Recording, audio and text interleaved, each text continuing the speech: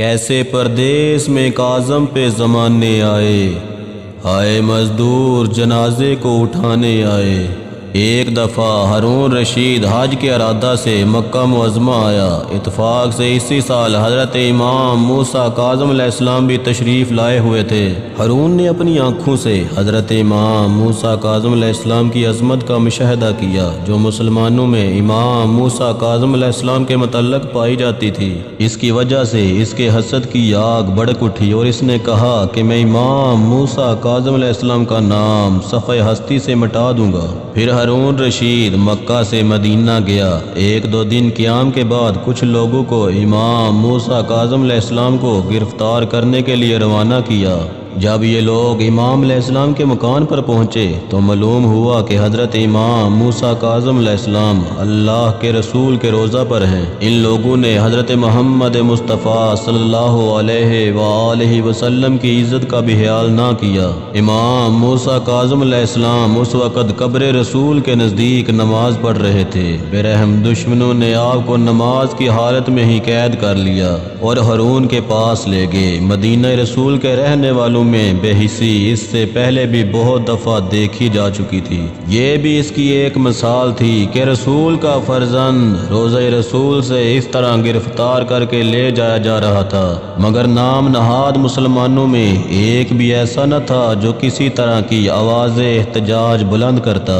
ہارون رشید نے اس خوف سے کہ کوئی جماعت امام موسیٰ کاظم علیہ السلام کو رہا کرانے کی کوشش نہ کرے، دو محمل تیار کروائے۔ ایک میں امام موسیٰ کاظم علیہ السلام کو سوار کرایا اور اس کو ایک بہت بڑی فوجی جمعیت کے حلقہ میں بصرہ روانہ کیا، اور دوسرا محمل جو حالی تھا اسے بھی اتنی ہی فوج کی حفاظت میں بغداد روانہ کیا۔ مقصد یہ تھا کہ آپ علیہ السلام کی قید کی جگہ کو بھی مشکوک بنا دیا جائے اور کسی کو پتہ نہ چلے کہ امام موسیٰ کاظم علیہ السلام کس جگہ قید ہیں۔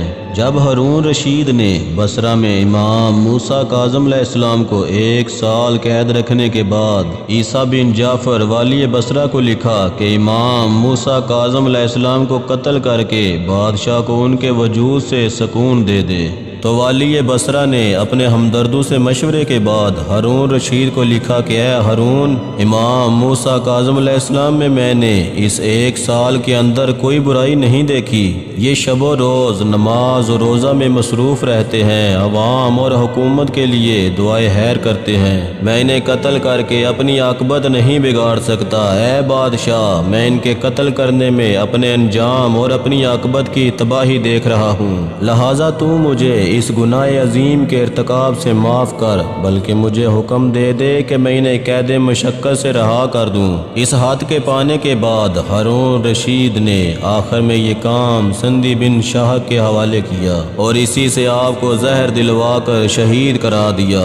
جب آپ کو کھانے یا خرمے میں زہر دیا گیا تو آپ 3 روز تک تڑپتے رہے، یہاں تک کہ حالق حقیقی سے جا ملے۔ مولا پہ یہ انتہائے اسیری گزر گئی، زندہ میں جوانی و پیری گزر گئی، زندہ میں جوانی و پیری گزر گئی۔ وفات کے بعد آپ کی میت مبارک قید خانہ سے ہتھ کڑی اور بیڑیوں سمیت نکال کر بغداد کے پل پر رکھ دی گئی اور نہایت توہین امیز الفاظ میں آپ کو اور آپ کے ماننے والوں کو یاد کیا گیا۔ ایک گروہ نے جس کے سردار جعفر بن ابی جعفر تھے ہمت کی اور میت مبارک کو دشمنوں سے چھین کر غسل و کفن کا بندوبست کیا۔ 2500 کا قیمتی کفن ایسا دیا جس پر پورا قرآن مجید لکھا ہوا تھا۔ یہ لوگ نہایت عزت و احترام سے امام موسیٰ کاظم علیہ السلام کا جنازہ لے کر چلے۔ ان لوگوں کے گریبان غم امام مظلوم میں چاک تھے۔ یہ انتہائی غم و عالم کے ساتھ جنازہ کو لے کر مقبرہ قریش میں پہنچے۔ امام علی رضا علیہ السلام نماز و کفن کے لیے پہلے ہی پہنچ چکے تھے۔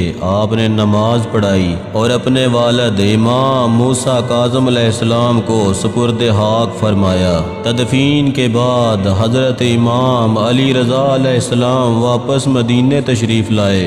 مدینے والوں کو جب آپ کی شہادت کی اطلاع ملی تو کوہرام برپا ہو گیا۔ ماتم و تعزیت کا سلسلہ مدتوں جاری رہا۔ سلام ہو حجت خدا حضرت امام موسیٰ کاظم علیہ السلام پر۔